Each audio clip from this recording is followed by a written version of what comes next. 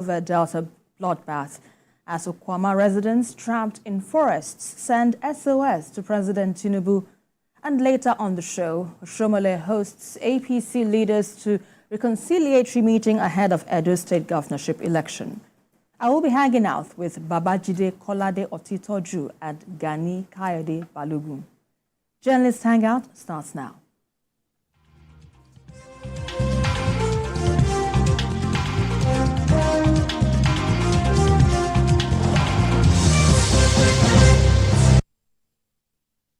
Well, it's a new dawn in Senegal, and the rest of Africa shares in the euphoria as President Bola Tinubu departed Abuja for Dhaka to partake in the country's inauguration of President Bassirou Diomaye Faye.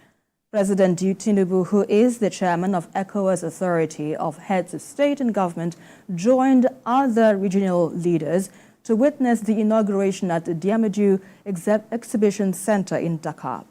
Let's take some comments from Usman Sonko, who facilitated the emergence of President Diomaye by directing his supporters to vote for him after he was adjudged ineligible to contest the presidency.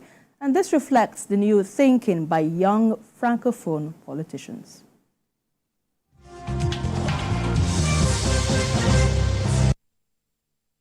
It is high time for France to lift its knee off our neck and put an end to this unjust oppression. Centuries of misery, human trafficking, colonization, and neocolonization have caused immeasurable suffering.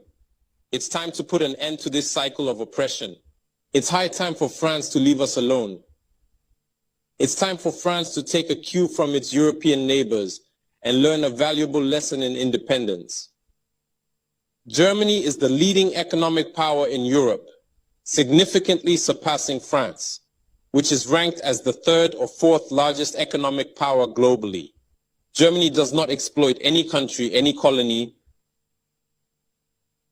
I can mention Italy, I can mention Spain, who had colonies before, but who do not exploit anyone, who do not interfere, who do not impose leaders in their former colonies. On what grounds does France believe it can continue to impose leaders on us and make choices on our behalf? This must come to an end.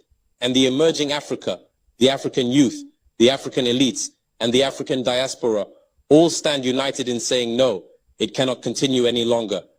France's hypocrisy is evident and pervasive in daily life. Let's examine the cases of Mali and Chad as prime examples of this hypocrisy. In Chad, where the constitutional process has been interrupted, France applauded and its president visited to officially consecrate the new king's coronation ceremony. In Mali, where it is not the constitutional process that has been interrupted, but the transition process, France has condemned and even packed up its things to say that it is leaving Mali. That's hypocrisy. It's the double standard. It is the double language that France employs in its dealings with Africa. During our questioning of Mr. Jean-Yves Le Drian, regarding the situation in Ivory Coast and France's decision to allow a third term, he provided a clear explanation. He stated that while he accepted the third term for Ouattara, he refuses it for Belarus. He emphasized that France has condemned the situation in Belarus and has actively encouraged the European Union to do the same. Le Drian explains that in Belarus, millions protested, unlike Ivory Coast, where there were no mass demonstrations on the streets. This is how France deals with African issues. Personally, we expect absolutely nothing from France. We desire her to cease meddling in our matters so that the people of Senegal can exercise their freedom of choice rather than being influenced by France's selection of a candidate using the tactics we are aware of. We begin by targeting individuals, adorning them with the Legion of Honor or a similar knightly rank, enlisting them in Masonic lodges, and informing them to prepare themselves as they will be next in line. Even the hypothesis that Macky Sall may not succeed, we know who is being prepared by France. This must come to an end. It will not occur in this manner any longer. Let's be clear, we have absolutely nothing against the French people. In France, both political and citizen voices are rising to hold and express the same discourse as the one I am currently presenting to you. For example, the deputies, such as Mrs. Frédérique Dumas, who regularly speaks on the platform of the Assembly, who regularly writes to the Minister of Foreign Affairs, since she is a member of the Foreign Affairs Committee, to raise this unfair behavior of France towards Africa, hold the same speech as us. The same Mr. Jean-Luc Mélenchon, Jean-Paul Lecoq, André Chassaigne, all deputies, hold the same discourse as us, and hundreds of other voices. The NGOs, like other non-profit organizations, are doing remarkable work in the same direction. We strongly urge France to listen to the voices that speak to it about our plan for a more collaborative, fairer, and sustainable partnership between Africa and France. It is crucial that we work together towards a future that is equitable, just, and environmentally conscious. If she listens, I believe we'll have beautiful days ahead in our collaboration together. If he doesn't know how to cut it, thinking he can continue to function like in the time of our grandfathers, this African youth no longer accepts it. France must make preparations for a definitive break and completely withdraw from Africa. Africa belongs to Africans, not France. She belongs to no one else, neither China, nor the United States, nor anyone else.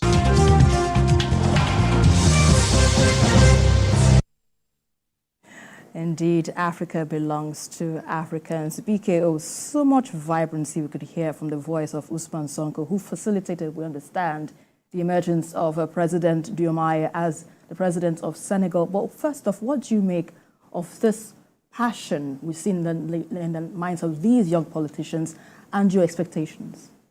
It's increasingly obvious that France's attitude of treating Francophone countries like its vassal states has to end.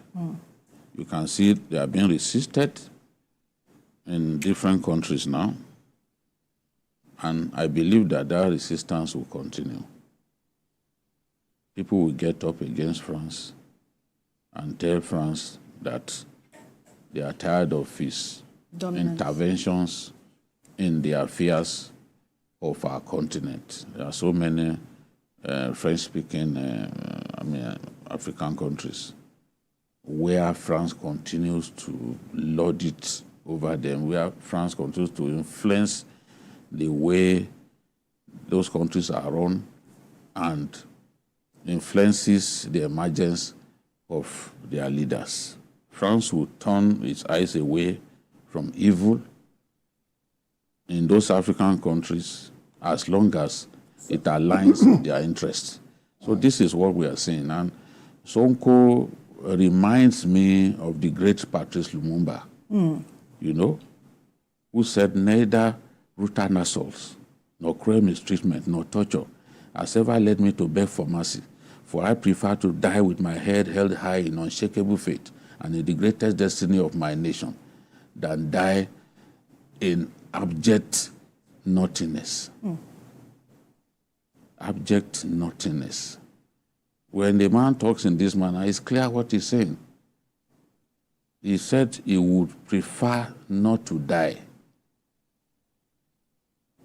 He would prefer to die with his head held high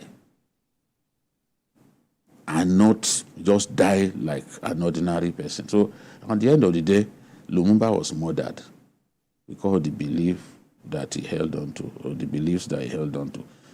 We are seeing now some African young politicians standing up. The new Lumumbas are coming on the scene. I'm impressed with Sonko, and Sonko delivered victory for Diomaye. Diomaye got 54% of the vote. It means that if Sonko had been allowed to run, if not for the legal obstacles that he faced, he would have won the election easily.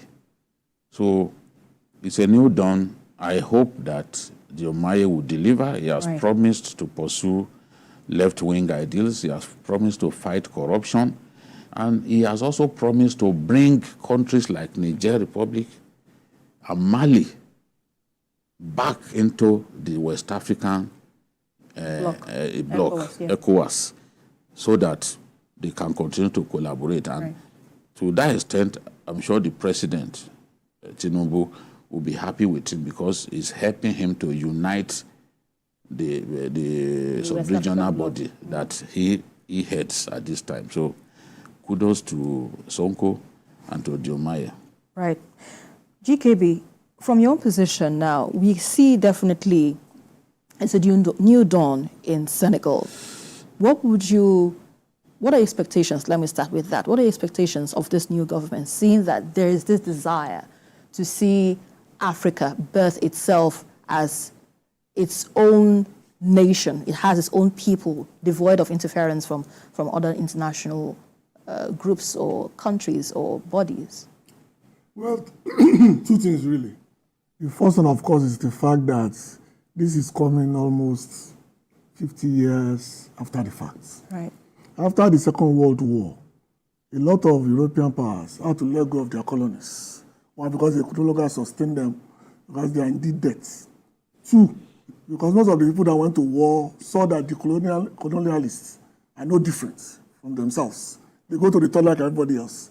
They cry when they beat them like everybody else. Mm-hmm. And that led to the emancipation of mostly Portuguese and English-speaking countries. But France thought it was very smart. And then introduced what they call the assimilation, the act of saying that there's no colony, that they're all Frenchmen and Frenchwomen. But what they did not tell them is the fact that the African franc, the money they spend, is 1/10 of the value of the French franc. And it's tied to the point to this point that they can no longer even do anything outside the money. Because what they do is this: whatever you sell, they convert into French francs. When they now pay you, they take away money, they help you to print your own money. They take away percentage for what they call inflation. At the end of the day, the value they are looking at, that's okay, this is 10-1. What you get paid will be around 25-1. So Mali and Niger has shown that giving quality leadership, Francophone African countries can win themselves away from France, seriously. And Senegal being the crown jewel of France in Africa, as well as Cote d'Ivoire, are the main signal points that people are looking forward to lead that revolution of taking back Africa from France.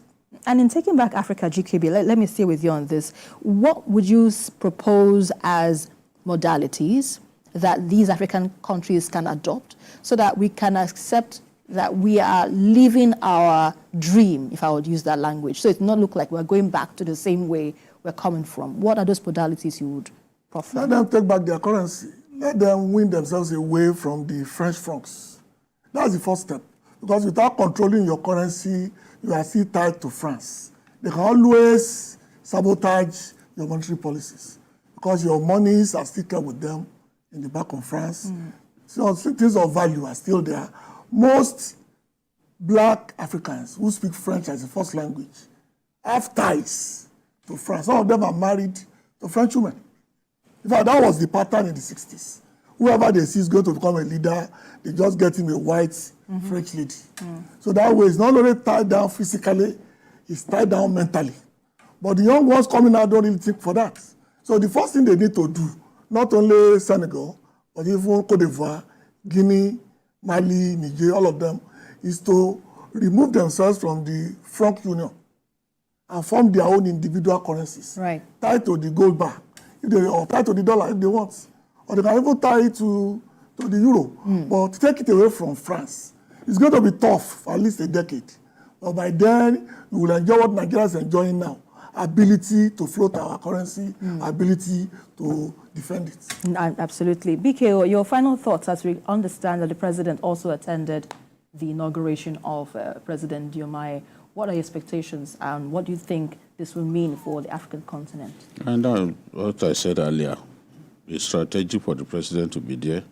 This is a president that has promised to do his best to bring back those countries that have left the West African Union So it means that the integration of the sub-region that we've always wanted to have, we now have a champion in Diomaye, which will help Asiwaju Bola Ahmed Tinubu in welding the group together, getting everybody to sing from the same hymnal. So that is significant. The other problems they will be able to address as time goes on. So Asiwaju has a champion in this young man. He has a supporter in this young man, and I can see why the president had to attend this ceremony. It's important that France leaves these countries alone. You know, it's important. The attitude of France has to change, and now France is being confronted. They shouldn't wait until there is bloodshed before they adjust their century-long policy of exploiting the resources of French-speaking African countries. Right. Well, let's move on to the next issue of discussion, where armed banditry in Nigeria is becoming more worrisome and something drastic is needed to tame it. Ogun State Police Command has confirmed that armed bandits intercepted an Abakaliki-bound luxury bus, robbed all the passengers on board, and set it ablaze. The incident occurred at Okeado Junction in Ijebu-Mushin on Ijebu-Ode-Ore Benin Expressway. The vehicle was coming from Maza-Maza in Lagos before it encountered the hoodlums, and the passengers smashed the glass windows and jumped out of the bus before it was completely razed. Meanwhile, heavy armed bandits attacked a mosque in Gusau, the capital of Zamfara, and abducted scores of worshippers. GKB, this can be really worrying, knowing that this is becoming a norm. And this incident that happened where some travelers were intercepted by, attacked by robbers. The incidents, I understand, happened late in the night. Around 1 o'clock. So my question is, why would people be traveling at that time, knowing the security situation in the country? What do you make of what happened, and how do you think we can address the situation? Well, actually, I served at Ijebu East local government. So I served at Ogbere. So I'm very familiar with that terrain. And I know that's the last bastion of civilization before you leave what they call the urban Yoruba land. You start moving towards Ore. So I had a conversation with the police commissioner and the DC. And I asked the DC, what do you call it now? The divisional police officer, DPO. I asked him, why should people be traveling at that time of the night? And he said that people just assume because it's Easter, the next day, that they can simply make it. And that they've not really had something like that for about 2 years in that particular area. And that what really happened was that they told the driver to open the door and he refused. So they said they are going to set fire. So the passenger started jumping out of the window. Two things we need to do. There is really nothing called safe havens anymore. Everywhere is open to attack. And that must be the mindset that we use carrying forward. Because a lot of people don't seem to be aware that being alert is the fundamental function of security forces. Right. It's not saying that, okay, we've solved the problem in A, it may not rear its head again. It will. That's why, despite the best efforts by the police command in Ogun, these things will continue to happen if things are not done properly. And for two reasons. One, our people must learn that if you are in a situation like this, do not travel at night. No matter where you are going, leave your home early enough so that you will have lights. Absolutely. To guide you between cities. Shagamu to Ore is about 3.5 hours. If you live during the day, before the sun sets, you will be in Ore or Benin conveniently. Why should anybody leave Maza-Maza at 10 o'clock or 11 o'clock in the way and manner that Nigeria is today, under the pretext that this is a safe area and that we did it yesterday? Nobody will tell you the day danger will strike. Because you just assume that because you travel today, nothing happened, you will do the same thing tomorrow and nothing will happen. And I keep telling our people, until and unless we have enough resources to police our environment, do not take such risks whenever you are traveling. Right. I will have mentioned Amotekun, but Amotekun Ogun is merely cosmetic. It's skeletal. So it's only the police that can appeal to in Ogun to make sure that what they call dark spots are properly monitored. Because this is a signal that if you just assume it's one-off, may lead to their consequences down the line. BK, your thoughts on this issue? Well, first of all, there's nothing we can do about people traveling at night. Federal Road Safety Commission is not even permitted to operate at night by law. So they cannot stop people traveling at night. I still believe that when it comes to banditry,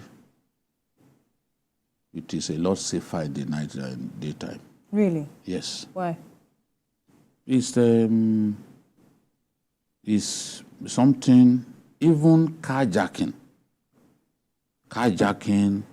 and robbery in traffic, which is a major crime that is committed in Lagos.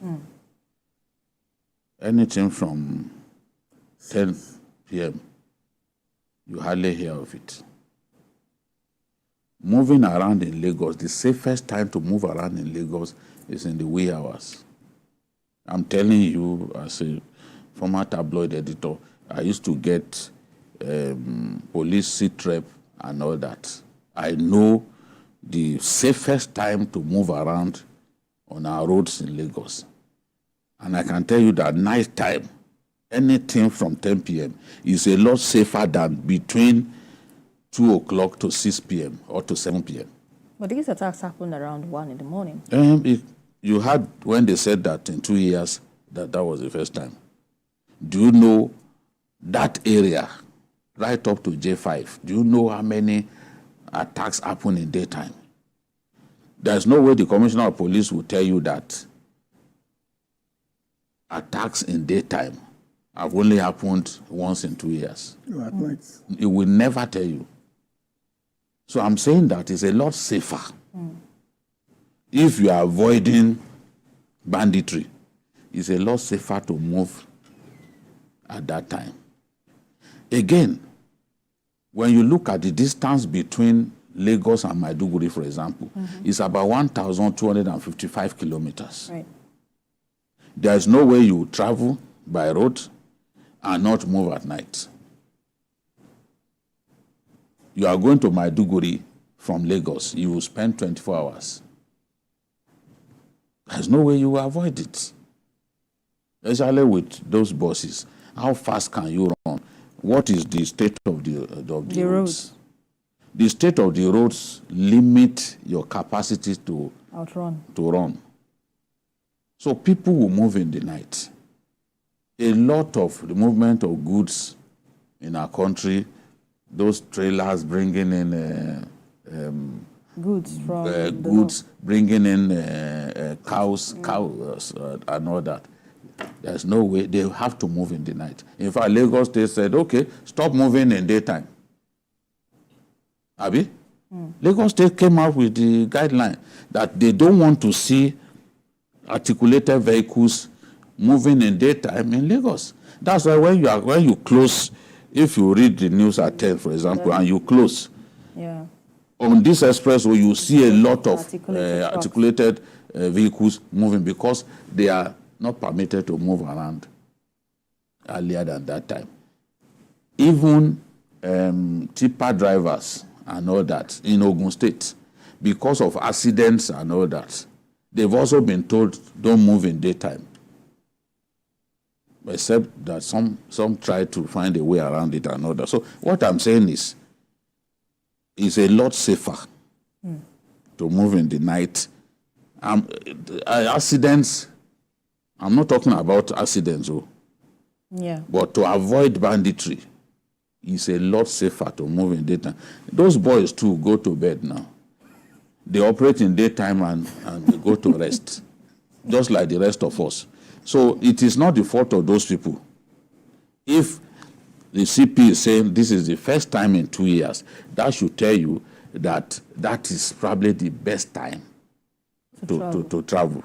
Because compared to daytime, so many times they attack vehicles or now they kidnap people. In daytime, so many. But the magnitude at which they attack these Yes. passengers is also a question, a call for concerns. You mean the way? Yes, the way they attack their... Yes, we did. No, nobody will have expected that. And that's to tell you the extent of savagery that have been identified, that this guy has been identified with. And that's why we think that if we are serious, we will take out these people. Right. By now, we should know where they are. Look at the second leg of the topic.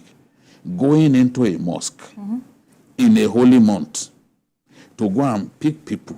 The last 10 days. To shoot at people inside. It tells you that security has collapsed in Zamfara state. And Zamfara needs urgent national intervention because there's nothing this governor can do about it. Before now, he probably thought it would be easy. He and his supporters were accusing the former governor of not protecting the people enough.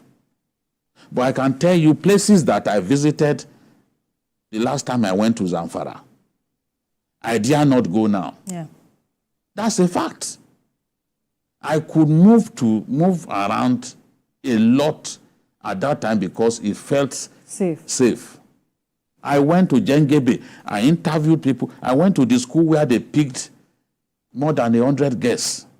They did interviews. Today, a lot of those places are not safe. They are not. Because when I'm receiving reports about places that I know I visited, I conducted interviews, that people are being picked.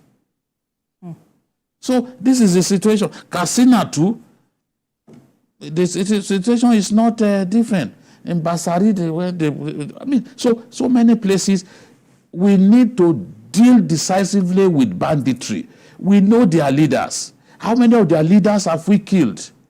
We know their camps. How many of their camps have we reduced to rubble? That is how we should, that is the approach. Because these guys, if you say, the people talk about non-kinetic approach, this and that. I'm tired of hearing that. It's just pure English. These boys, you speak to them, you say, look, give up banditry in exchange for this. After a short while, they are back. Katsina State did amnesty twice. The governor risked his life Went to the to go and see Buhari Daji. If you see that picture, he was carrying AK-47, the governor was next to him. That's putting your life at risk. The former secretary to the government of the state, Dr. Mustafa Inua, went into the den of bandits to negotiate directly with them. With a bandit called Dangote who killed 18 Nigerian soldiers and a captain in one day. Wow. So what has changed? Banditry is still rampant. Right.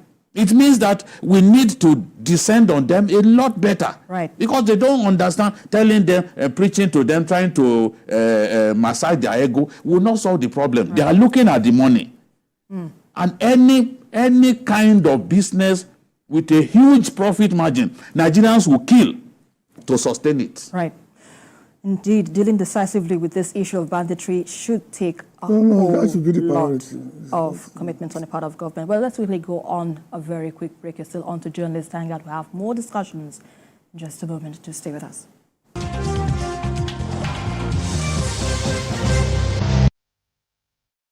Ramadan, the 9th month in the Islamic calendar, is here again. This is a wonderful time to learn more about Islam and give to the cause of Allah. It's also a time when extra emphasis is on charity and good neighborliness. From the first day to the last day of Ramadan, join us on TVC from 3 to 6 a.m. every day for Ramadan Kareem.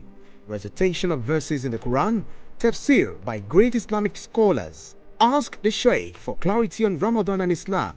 What's more, you can learn and win great prizes on the Ramadan quiz segment, all spiced up with soul-stirring nasheed. Asking for a sign from you, 'cause I'm so broke inside. Ramadan Kareem on TVC from 3 a.m. to 6 a.m. every day in Ramadan.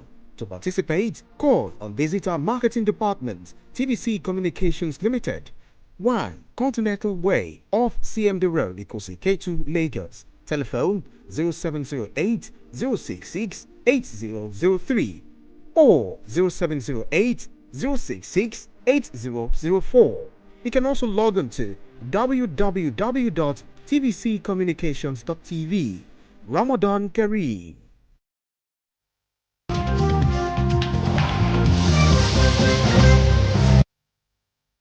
Before we move on to our next issue of discussion, let's quickly wrap up this segment with GKB. Talking about Ogun banditry, GKB, we just heard BKO giving his perspective that dealing decisively with banditry is the way to go. We cannot pay lip service to this matter.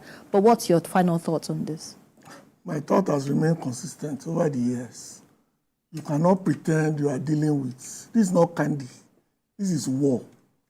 I don't know the way we are going to do it, but it's better for us to face it frontally and declare war on these people. Stop hobnobbing with them. Stop pretending that you can talk to them. By now, I don't know the country, but you remember the quotation. The man who said, if the terrorists want to go to heaven, he's obliged. Yes, to help them. To help them go. That's what we should be doing. If somebody is willing to die for a belief, the Nigerian state should be in a position to help them achieve that dream. I think that we were treating this matter with kid gloves until it degenerated so much that we are now in trouble. It was the same way that we treated the Boko Haram matter. We could have destroyed Boko Haram at that embryonic stage. But we were just relenting until they came and packed about 270 guests in one day. That was when we now knew that we were in trouble.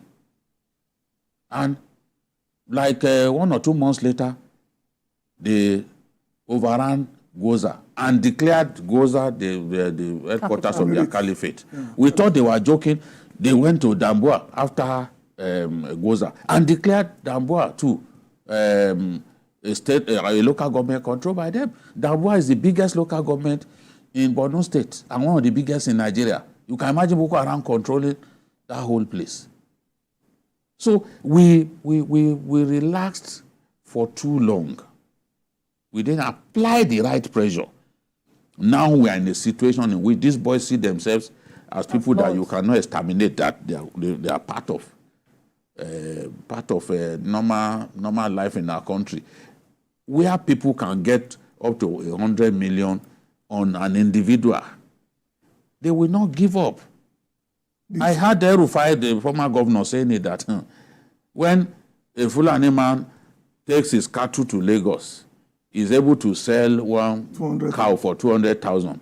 You want him to give up banditry, where he can get 100 million in one operation. But they even took it further. In one operation, they were collecting 100 million per passenger. The train passengers along that Kaduna Road. That incident is 2 years. Was 2 years on the 28th of March, my birthday. That was the day clocked 2 years. They taught us a lesson. The same people went to Kuje prison, taught us another lesson. We should know that by now that we are in a state of war. And until we do what they did in Algeria, until we do what they did in Sri Lanka, we are not going anywhere. I've had people, I was arguing with a retired colonel of the Nigerian Army who said, there's nowhere insurgency has been defeated. I said, you are wrong, sir. I'm a history graduate. I gave him 2 examples, just 2 examples. Algeria and Sri Lanka. In Sri Lanka, they killed them to the last man. After 25 years, they have peace. We've been going on with Boko Haram since 2000. In fact, effectively since like 2003. But they showed their real selves around 2009. So how much longer are we going to be with them? Because Boko Haram has not been defeated. They are still misbehaving in some parts of the Northeast. They may not be as effective as before, but that does not mean that they've been defeated. Right. So let's hope that the government does the needful in terms of ensuring security of lives. and property. Well, it's no longer at ease for the people of Okwama community in Ughelli South local government area of Delta State after the recent killing of 17 soldiers there. Members of the Council of Chiefs, Ewu Urobo, have called for the immediate release of the detained monarch of Ewu Kingdom, Clement Ikulu. They said the monarch is not connected to the communal crisis that led to the killing of 17 military personnel in Okwama. Meanwhile, residents of Okwama, Omosomo, and other communities in Ughelli South local government area are still confined in the forests since the ongoing clearance operations by the army in their area over the killing of servicemen, and they sent a Save Our Soul to President Bola Tinubu and Governor Sheriff Oburuweri. GKB, you know, this story is taking a new dimension and seeing the way it's affecting the lives of those in that region. Where do you see this leading to, especially as there isn't an end in sight already? Well, two things. The Nigerian security forces have a job to do. And if you are a person of interest, they will call you or invite you, arrest you, as the case may be. I wish I could say that they should hurry up with the investigation, but they have their ways, and their ways are not our ways. Yes. So it will be very difficult for us to sit here in judgment and tell them that they should release A or release B. They are the one in charge of what they are investigating. And we only know what we are supposed to know. We don't know what they know, especially when it comes to the planning and the execution of that gruesome murder massacre that we witnessed. So I feel for the people of the area, seriously. But this is a national security matter. And we cannot keep intervening. Because like Gideon said a few minutes ago, we keep creating monsters that will become too big to handle later down the line. The Yorubas have a saying that if you want to peck an iroko tree, it's when it's very young. Once it grows, it's too big for it to do anything again. So I feel for the community, I feel for their people, but for now, I'm on the side of the national security platform. I just wish that it could be faster, but like I said, we cannot rush them. We only know what we know. They know why they picked up the man. They know why they are still investigating. But the earlier they come to a conclusion, the better. Yeah, BKO, there have been so much discussions in this matter. We also understand that some lawmakers are calling for independent investigations, that the army doesn't have the right to be the judge, the arbiter of this case. But what's your perception or what's your perspective on this situation, and how do you think it can be addressed? I don't know what those people are talking about. Some people just talk anyhow. If you want to read some of the most banal arguments by some of the most ignorant people in Nigeria, go on social media, where everybody has an opinion on issues that they know next to nothing about, issues that bring out their illiteracy in bold relief. It's on social media that you see it. And for the sake of your sanity, sometimes just walk away. Don't bother to read some of these things, because you just hurt yourself unnecessarily. You hurt your brain. That area is like the domain of the army. An operation has been conducted there. You can't say the army does not have the right to make arrests. They killed their colleagues. They have the right. Which independent people are they looking for? Independent what? It shows that some people don't even want us to get to the root of this matter. Which independent group will go and help the army to arrest this kind of person? Some of those guys are even better armed than the military. The people carried out these killings. Because I'm happy to know that, okay, bunkering, illegal theft of our resources is even involved in this matter. Many people thought it was simply a conflict between two communities. It's beyond that. Bunkering, criminality is involved. And you killed soldiers, you took their heads away. You disemboweled them, took their hearts to go and do a ritual with it. In those shrines, they have shrines all over the place. Now the military, they declared someone wanted. That person has been picked up. He gave himself up. Let them finish their work. You can't stampede them. Let them do a thorough investigation. And if they have nothing against him, they will leave him alone to go and enjoy the comfort of his house and his wife's, if he has more than one.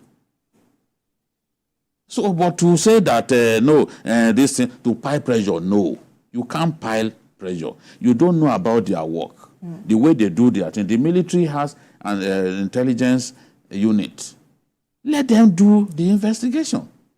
And I'm sure in this matter, they will also be collaborating with the DSS, which has tremendous resources to do a job like this. And if the president wants, the president can say, okay, hand over this matter to the DSS or to the police when that time comes. But the matter of arrest and preliminary investigation, leave the army alone to do that. The president ordered the DSS to hand over Emefiele's matter to the EFCC. They eventually handed over Emefiele's matter to the EFCC. Do you hear the DSS on the Emefiele's matter again? It's the EFCC. They have the resources to prosecute effectively, and they've taken over the matter. We are even seeing new things like $6.2 million being used to pay election monitors. Abu Mamaki, what Hausa man will call Abu Mamaki. Because what is your business paying election monitors? Yeah. From the EU. The EU, they are not like as crooked as some of us are. They will have mobilized them before coming here. Because they know if they leave you to pay them, you will compromise their findings. So they should leave the army alone, let them do their work. The army does not have prosecutorial powers. Even when they arrest their own men, their own colleagues, they hand them over to police. Police will take it from there. Police will take it from there. So it's just this paid work that they are doing at this stage. They will eventually hand over to the police that has the prosecutorial capacity. And if the police does not find this person culpable, they will let the person go. Through the office of the Attorney General, even if the case had begun, the Attorney General is permitted by law to stop any criminal matter. He can do that. So they should leave them. As for the people in the forest who are trapped in the forest, again, I will appeal to the police, to the army, don't take reprisal action. If innocent people are amongst these people, let them return to their ancestral homes. Don't inflict pain on the people based on what some wayward hoodlums are done. I know it's painful, but don't kill innocent people, don't harass innocent people. It's not their fault. Don't make them destitute. Indeed. Was talking about other issues now. The crisis that rocked the Edo State governorship primary election of the All Progressives Congress might have been resolved after a stakeholders meeting in Benin. Well, this was followed by a thank you and unity tour beginning from the Monday, the 1st of April to the 5th of April across the 18 local government areas of the state. The meeting, conveyed by the immediate past governor of the state and current senator representing Edo North Senatorial District, Adams Oshiomhole, was held at his Benin residence. Oshiomhole said discussion at the meeting was about the coming campaigns. GKB, we know the drama that happened before the election, before before the candidate emerged. Yeah. But with this reconciliatory meeting that is being headed by the former governor of Edo State, what are your expectations? Well, Senator Shemole is a veteran politician, and he's been in this battle for many years. This is the most common sense thing to do. You are going for a bigger battle in a state that is in a state of flux. While Labour has issues, they are still a force in Edo politics. And this will show whether they are a force going forward after the drama of their primaries, so-called primaries. 2, PDP is in power, and they do not want to move away quietly. The man who resisted Godfathers himself wanted to be a Godfather. It's the human nature.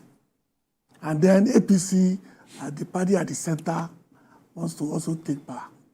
So whatever has happened during the primaries, they must now come together and present a common front. And that's the only way for them to have a chance to win the elections, come whenever we are doing the election.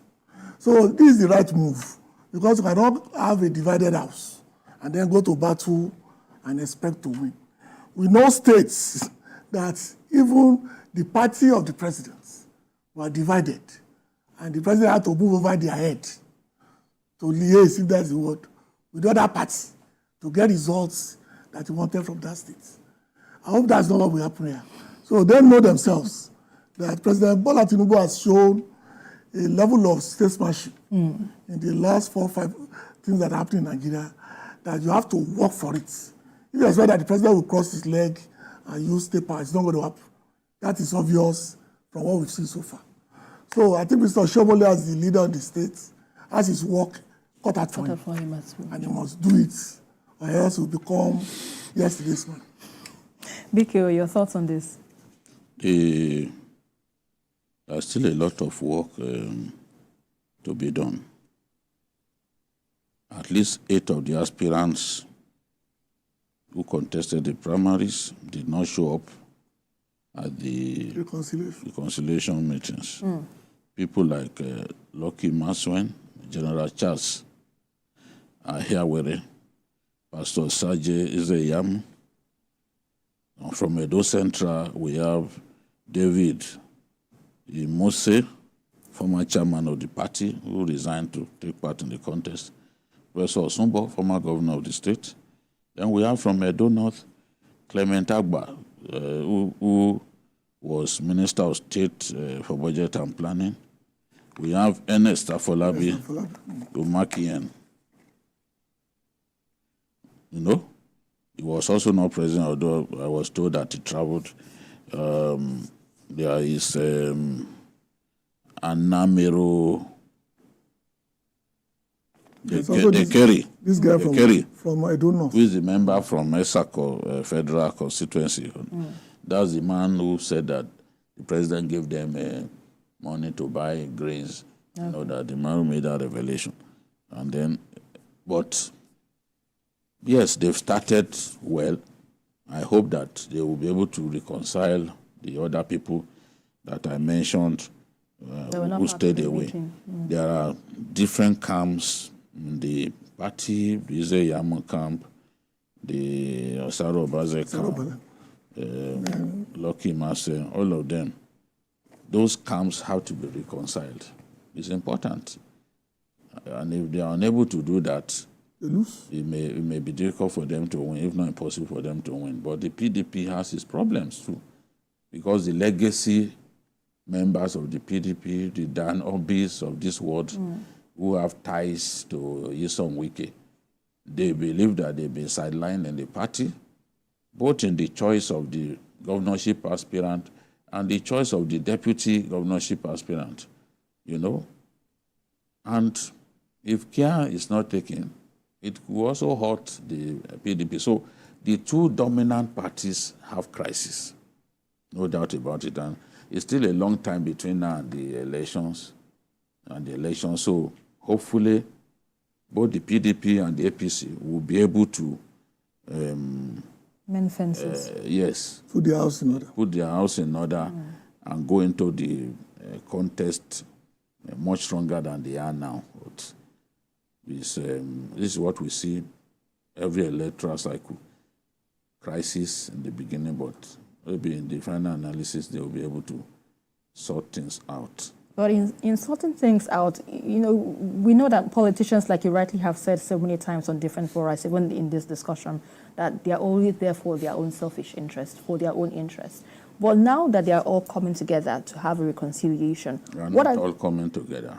You heard me. Yes, but At least eight of the aspirants who Yes. did not show. Yeah, not- That's significant. That the process. Okay, so has begun. yeah, so what I'm trying to say is that what do you think they can do to unify, you know, these other persons? They have to keep talking. They have to keep talking. You know, in politics, communication is very important.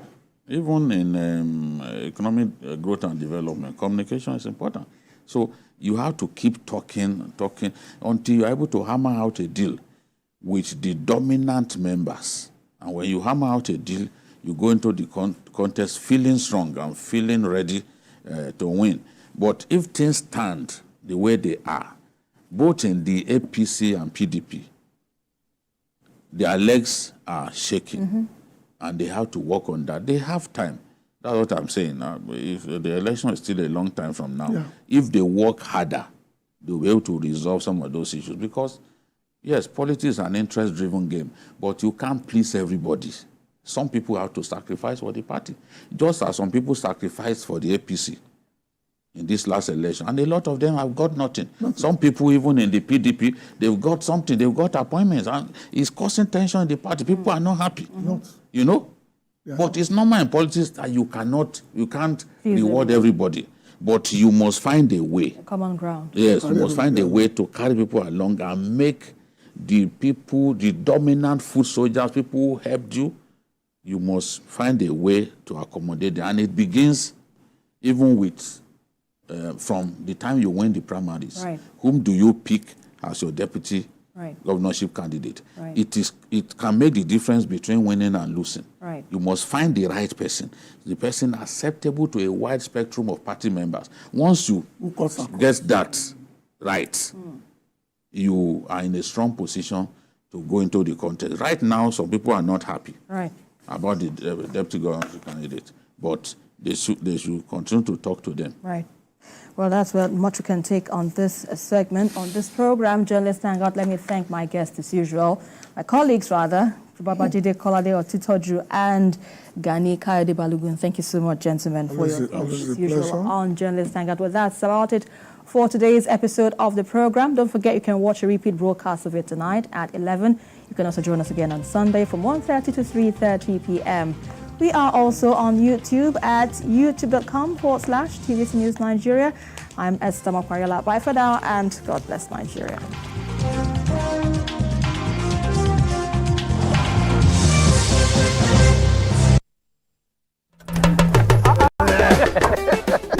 Big Joe, una come greet us today. Two of them thought they won't come follow Fatima play. She dey sir. She dey sir, but she know well. She get tetanus infection. Sorry, oh. The one with the pain. Now wetin doctor talk. This thing for no happen. If to say she take vaccine booster quick. Even you, uncle landlord, vaccines dey for big people them, like COVID, hepatitis, and yellow fever. Don't do. A thing where these children talk are true. No need to play with vaccine at all. It's very risky. Make you no collect your vaccine or your booster, especially for people who get sickness for inside their body. Like you now, we get diabetes, and even Fatima will be small girl. You don't go follow no road. All the vaccine they say for pikins plus including big people them. Waka go any health center to know the vaccine when you need or call 7722 for more information.